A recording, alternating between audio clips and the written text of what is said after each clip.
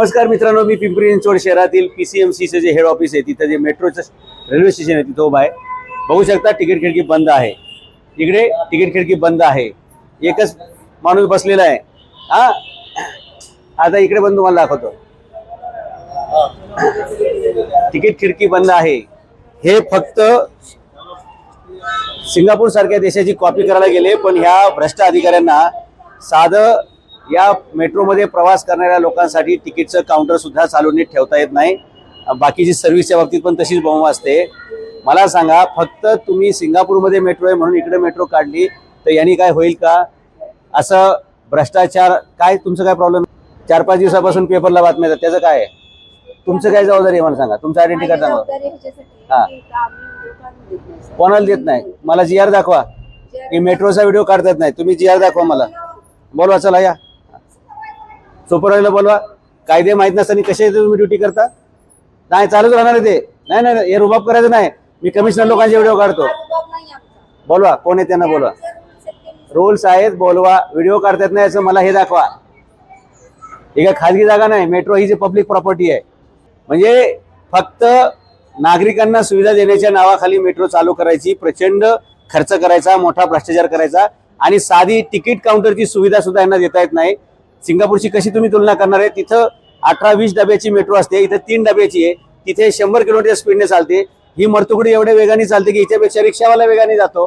अशा प्रकारच्या सेवा जर नागरिकांना दिल्या तर रस्त्यावर जे ट्रॅफिक आहे, ओके, ते टाळण्यासाठी लोक मेट्रोमध्ये येतात. आणि मेट्रोमध्ये साधी तिकीट काउंटर यांना चालवता येत नसतील तर कशाचे मेट्रो चालवतात आणि कशाचं स्मार्ट सिटी म्हणतात?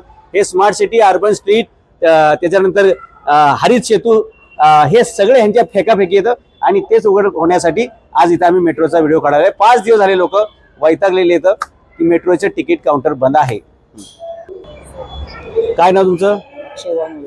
अक्षय वानोळे. मी तिकीट काउंटर बंद आहे त्याचे व्हिडिओ काढायला आलतो. तुमच्या काही कर्मचाऱ्यांचं असं म्हणणं आहे की मेट्रोच्या ठिकाणी व्हिडिओ काढता येणार नाही. तर या संदर्भात तुमच्याकडे काय आदेश आहे का? स्टेशन कंट्रोलर सांगतो. अरे तू इथं काम करतो, तुला माहित पाहिजे. सुपरवायझरला नियम माहित नसतो. तू पगार घेतो ना मेट्रोचा, मग इथं व्हिडिओ काढ. स्टेशन कंट्रोलर देतील त्या बाबतीमध्ये. मग ते स्टेशन कंट्रोलरने जिथे येऊन मला सांगायचं व्हिडिओ काढता येत नाही म्हणून. आणि तुझ्या स्टेशन कंट्रोल मास्टरला सांग. कॅमेरा मोबाईल मध्ये पाहू शकतो तुम्ही. मग काय कॅमेरा आहे ना त्याच्यामध्ये आलो. अरे कॅमेरा काय, मोबाईल काय, तुम्ही काय सांगता राजांनो? पुढे तुझा सुपरवायझर इकडे बोलव ना त्याला. तुम्ही फक्त पगार घ्यायचा. सुपरवायझर बोलतोय, तुझं पण बोलतोय. तुम्ही फक्त पगार घेताय. तुम्हाला नियम माहिती आहेत का? नुसती ड्युटी करता का? नुसती ड्युटी करायची का? मला सांग, हा मोबाईल काय, तो कॅमेरा काय? सार्वजनिक ठिकाणी आहे ना. अरे मी सिंगापूर मधल्या मेट्रोचे व्हिडिओ काढले, सिंगापूर मधल्या स्टेशनचे काढले. तुम्ही कुठून कायदे सांगता? तू मला कायदा दाखव ना. अरे तुझे कर्मचारी जर मला सांगतात काय इन्स्ट्रक्शन काय तुला सांग. मोबाईल मध्ये शूट करू शकता पण कॅमेऱ्यामध्ये नाहीये. कारण काय त्याचं? ते रिझन आता वरतून जे instruction कागद आहे का? ते त्यांच्याकडे आहे. मागव. कोणातर्फे तुम्ही सिक्युरिटीला? कोणाचे राज्य मालक कोण आहे? गुजरातचे का? वा वा वा. तर मित्रांनो, आम्ही आता पिंपरी चिंचवडच्या मेट्रो स्टेशनवरती जे आलोय, तिथे जे आमचं शूटिंग चालू आहे, इथे सगळे सिक्युरिटीसाठी माणसं नेमल्यात. ही सरकारी नाहीत बरं का. ही गुजरातची एक कंपनी, त्या गुजरातच्या कंपनीला हा ठेका दिलेला आहे. म्हणजे भविष्यात तुम्ही महाराष्ट्र सुद्धा गुजरातला आनंद द्यायचा आहे आणि महाराष्ट्रातली सगळी कामं गुजरातला पाठवून द्यायची आहेत. आणि महाराष्ट्राचा पण मुख्यमंत्री भविष्यात तुम्ही गुजराती बसवा, मराठ्याची राजभाषा पण गुजराती करा आणि मराठी माणसाला सुद्धा तुम्ही आता ती सगळी आडनावं द्यायला सुरुवात करा. महाराष्ट्राकडे काय कमी आहे? महाराष्ट्रात अशा एजन्सी नाहीत का की ज्यांना ही कामं दिली जाऊ शकतात? मेट्रोच्या स्टेशनमध्ये किंवा मेट्रोमध्ये व्हिडिओ काढता येणार नाही असं काय तुमच्याकडे आदेश आहे? काय दाखवा मला. ऑफिशियल वेबसाईटवर आहे, सर तुम्ही सर्च करू.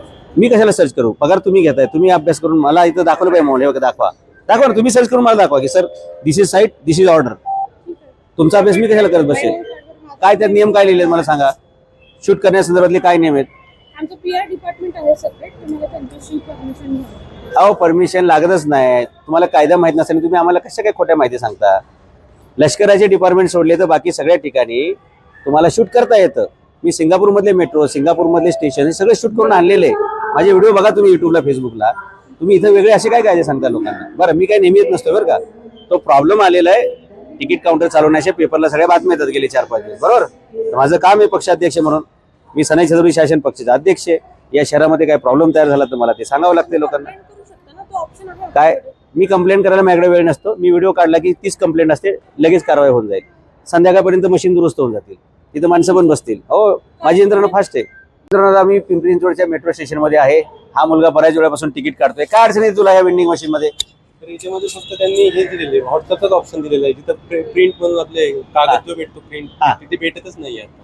दुसऱ्या स्टेशनवरती भेटते कधी. बर, तिकडच्या मशीनवर ट्राय केलं का तू? ह्या केलं अजून तिथं नाही गेलं. दोन याच्यावरती केलं. म्हणजे 2 मशीनवरती तुला तिकीट मिळत नाही, म्हणजे जवळपास मशीनमध्ये फॉल्ट दिसतोय तुला की प्रिंट यायला पाहिजे. इथून प्रिंट येते ना, ऑप्शनच दिलेलं नाही त्याच्यामध्ये आता. पहिल्या प्रिंट यायचे का? माझ्या ठिकाणी प्रिंट येत आहेत, इथे येत नाही. हा, इथे. म्हणजे मशीनमध्ये डिफॉल्ट आहे. आता काय आपल्याकडे रस्त्यात भ्रष्टाचार केलाय, रेल्वेत भ्रष्टाचार केलाय, विमानात भ्रष्टाचार झालाय, आता मेट्रोमध्ये भ्रष्टाचार करायचे नवीन कुरण. या मशीन बसवलेत वेंडिंगच्या, ते चालत नाहीत अशी या तरुणाची तक्रार आहे. तिकडचे काउंटर बंद असतात किंवा तिथं कर्मचारी जास्त असतात किंवा गर्दी झाली तर लोक आपलं स्वतः स्वयंचलित तिकीट काढण्यासाठी इकडे येतात. इकडे सुद्धा हाच प्रॉब्लेम आहे. व्यवहार झाला तर पुढील 3-4 कामगार दिवसात ते परत केले जातील. हे बघा इथं काय लिहिलं? केलं ना तर असेल. थांबा, रद्द केलं बघा काय ते, पेमेंट अयशस्वी, व्यवहार झाला तर पुढील 3-4 कामकाजाच्या दिवसात ते परत केले जाईल.